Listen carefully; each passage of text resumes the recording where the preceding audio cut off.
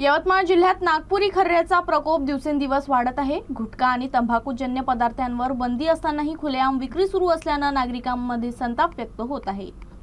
यवतमाळ जिल्ह्यात नागपुरी खर्याचा वापर मोठ्या प्रमाणात वाढताना दिसत आहे। बंदी असलेल्या गुटखा आणि तंबाखूजन्य पदार्थांची विक्री ही सरासर सुरू असल्याचं वास्तव समोर आलं आहे। या तंबाखूजन्य पदार्थांमुळे नागरिकांच्या आरोग्यावर गंभीर परिणाम होत असून कॅन्सर सारख्या जीवघेण्या आजारांचा धोका वाढत असल्याची भीती व्यक्त केली जात आहे। अनेक कुटुंब या व्यसनामुळे उद्ध्वस्त होत असतानाही प्रशासनाकडून ठोस कारवाई होत नसल्याचा आरोप नागरिकांकडून करण्यात येत आहे। दरम्यान नागपुरी खर्यावर तात्काळ बंदी घालून विक्रेत्यांवर कठोर कारवाई करावी अशी जोरदार मागणी जिल्ह्यातून होत आहे।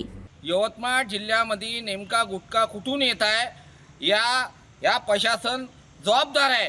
या गुटख्यामुळे नागरिकांचे जीव चालले, कॅन्सर होत आहे, परंतु या कार्यालयाला काहीच घेणं देणं नाही नागरिकाच्या आरोग्याशी।